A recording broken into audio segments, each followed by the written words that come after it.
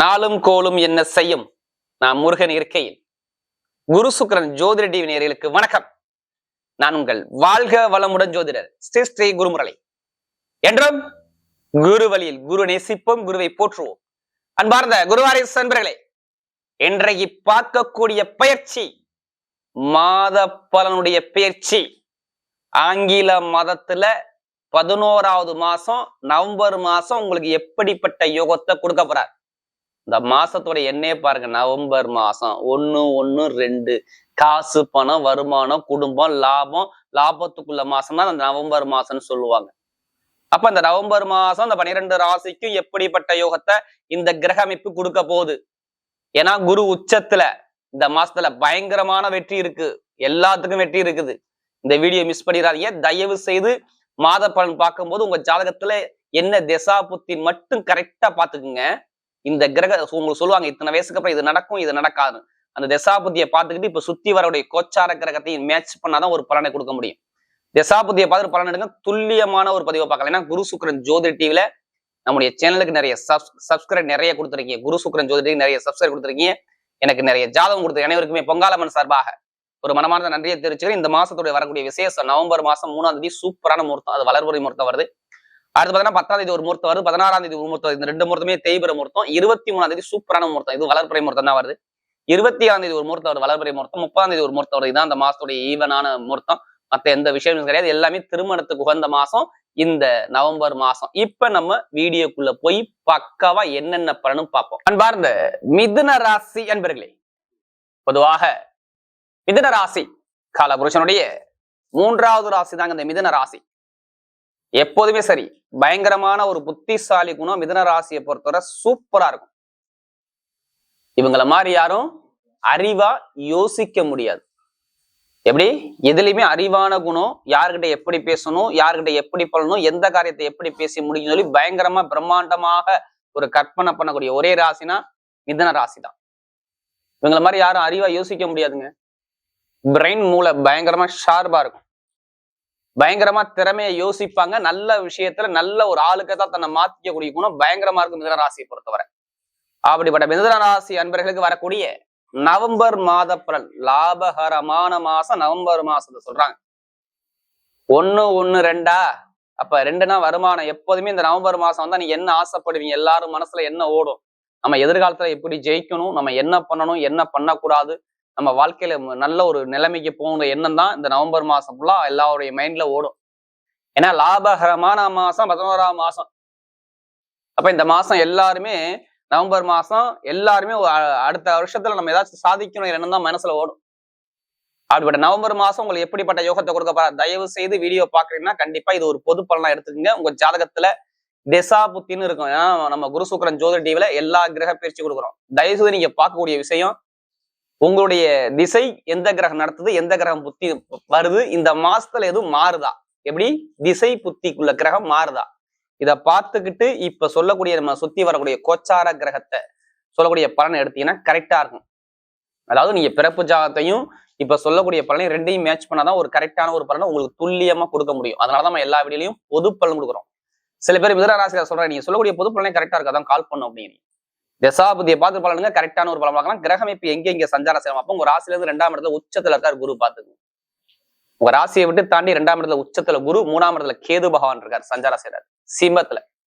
அடுத்து 5ஆம் பாவத்துல சூரியனும் சுக்கிரனும் சேர்ந்து இருக்குது. சூரியன் சுக்கிரன் சேர்ந்து 5ஆம் பாவத்துல துலா ராசியில. 6ஆம் இடத்துல செவ்வாயும் புதனும் சேர்ந்து இருக்கு. அடுத்து பாத்தீங்கன்னா உங்களுக்கு 9ஆம் இடத்துல ராகு பகவான் சஞ்சாரம் செய்யறாரு. சனி பகவான் 10ஆம் இடத்துல இருக்காரு. 2 கிரக பேசி இந்த மாசத்துல. நம்பர் 1 சூரிய பகவான் நவம்பர் மாசம் 16ஆம் தேதிக்கு பேச்சு ஆகி 6ஆம் இடத்துக்கு வந்துடுவார். 1. அடுத்து பாத்தீங்கன்னா இந்த சுக்கிர பகவான் அதாவது நவம்பர் மாசம் 25ஆம் தேதி பயிற்சி ஆகி அவரும் 6ஆம் இடத்துக்கு வந்துடுவார். இதான் கிரகத்துடைய அமைப்பு. மற்ற எல்லா கிரகமுமே அதே இடத்துலதான் இருக்கும். உடைய ராசி அதிபதியான புதன் பகவான் செவ்வாயோட சேர்ந்து இருக்கிறார். ஆனா 9ஆம் தேதி அவர் வக்ரமாகறாரு. பாத்துக்குங்க, நவம்பர் மாசம் 9ஆம் தேதி அவர் வக்ரத்துல போறாரு. அப்ப வக்ரத்துல ரிவர்ஸ்ல பின்னோக்கி துளாராசியை நோக்கி வருவார்.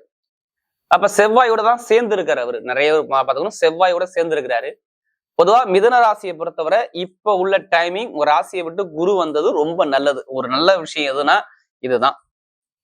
7 10ஆம் வீட்டு அதிபதியும் வந்து 2ஆம் இடத்துல இருக்கும்போது உங்களுடைய எண்ணங்கள் எல்லாமே பொருளாதாரம், வருமானம், இன்கம் இது சம்மந்தப்பட்ட ஒரு விஷயம் மனசுக்குள்ள ஓட ஆரம்பிச்சிடும். குடும்பம், ஃபேமிலி, நம்ம எப்படி ஜெயிக்கணும், நம்ம எதை நோக்கி போகணும்னு சொல்லி எண்ணங்கள் தோணும். ஏன்னா வாக்குஸ்தானத்துல குரு வந்து நிற்கிறார். அப்ப இந்த மாசம் என்ன உங்களுடைய லட்சியம் எல்லாமே இதை நோக்கிதான் பயணிப்பீங்க. ஏன்னா அவர் குரு சாயம் சுயசாரம் வாங்கி சனி பவனை டைரக்டா பாக்குறாரு. அப்ப நிறைய பேருக்கு நிறைய நல்ல விஷயம் இருக்கு. தயவு செய்து சொல்றேன், எல்லாருமே நம்ம ஒவ்வொரு கர்மாவில பிறந்திருப்போம். அந்த கர்மாவை எதிர்கொண்டு என்ன பரிகாரம், நம்முடைய முன்னோர்கள், முனிவர்கள், சித்தர்கள், மகான்கள், ரிஷிமார்கள் நிறைய பரிகாரத்தை கொடுத்தாங்க. இந்த வழிபாடு பண்ணா இந்த கிரகத்துடைய தாக்கத்தை குறைக்கலாம். ஒவ்வொரு நவகிரகத்துக்கும் ஒவ்வொரு பரிகாரங்கள் இருக்கு. அப்படி வகையில பாருங்க, இப்ப உங்களுக்கு இதுக்கு முன்னாடி மிதுன ராசியை பொறுத்தவரை 5ஆம் இடத்துல புதன் இருந்தாரு, இப்ப 6ஆம் இடத்துக்கு வந்துட்டாரு. நிறைய பேருக்கு கடன் பிரச்சனை, பகை பிரச்சனை, வழக்கு பிரச்சனை, கொஞ்சம் பொருளாதார பிரச்சனை கண்டிப்பா இருந்திருக்கும். தொழில்ல ஒரு ஒரு ஒரு பெயர் புகழ் அந்தஸ்துல ஒரு பிரச்சனை சந்திச்சிருப்பீங்க. தொழில்ல ஒரு முன்னேற்றம் இருந்திருக்காது.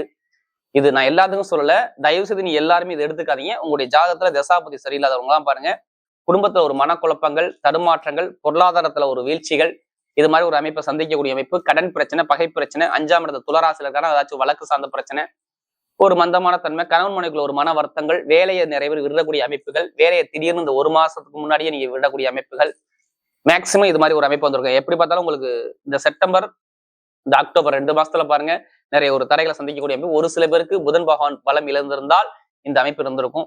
நல்ல ஒரு மாற்றத்தை கொடுத்துருக்க முடியாது. ஏன்னா அதிக ஜாதகம் கொடுத்தது, அதாவது குரு சுக்கிரன் ஜோதிட டிவியில் அதிக ஜாதகம் கொடுத்தது யாருன்னா மிதுன ராசி தான். இப்ப எடுத்தவன இந்த புதன் பகவான் வந்து நேரா 6ஆம் இடத்துல இருக்கிறதுனால, செவ்வாயோட சேர்ந்து இருக்கனால உங்களுக்குள்ள ஒரு தைரியம் வரும். எப்படி லாபஸ்தான அதிபதியும் அவர் தான். 11ஆம் வீட்டுக்கு சேர்ந்து இருக்கலாம். உங்களுக்குள்ள ஒரு தைரியம் வரும், ஒரு வீரியம் வரும், ஒரு தன்மை வரும். எது வந்தாலும் பார்த்துக்கலாம் அப்படிங்கிற ஜெயிக்கக்கூடிய திறமை உங்களுக்குள்ள வரும். பாத்துங்க, மிகப்பெரிய ஒரு வெற்றி உங்க லைஃப்ல இருக்குது. இதை நீங்க மிஸ் பண்ணிடாதீங்க. எப்படி இதை மிஸ் பண்ணிடாதீங்க. மிகப்பெரிய வெற்றி உங்க வாழ்க்கையில இருக்கு. எல்லாருமே அடிச்சு தும்சம் பண்ண போறீங்க. எதிரியா வந்தாலும் சரி, அவனை இப்ப எடுத்து நீங்க எல்லாமே தும்சம் பண்ணிடுவீங்க. ஏன்னா அதுக்கான கிரகம் தான் ஃபுல்லா குரு சாரத்துல தான் புதன் பகவான் போறாரு. நல்லா தெரிஞ்சுக்கங்க, குருவுடைய நட்சத்திரத்துல தான் அவர் போறாரு. அவர் நல்ல பலனை மட்டும் தான் கொடுப்பாரு, உங்களுக்கு கெட்டதை கொடுக்க மாட்டாரு. உங்க ஜாதகத்துல குரு நல்லா இருக்காரு மட்டும் பாத்துக்கோங்க. இப்ப வருமானம் வரலன்னா என்னன்னு கேளுங்க. எவ்வளவு நீங்க கஷ்டப்பட்டாலும் சரி, எவ்வளவு கடன் இருந்தாலும் சரி, இப்ப அந்த கடனை கொஞ்சமாச்சும் அடைப்பீங்க. எப்படி கடனை கொஞ்சமாச்சும் அடைப்பீங்க. பொருளாதார வருமானத்துல மேலோங்கி போவீங்க.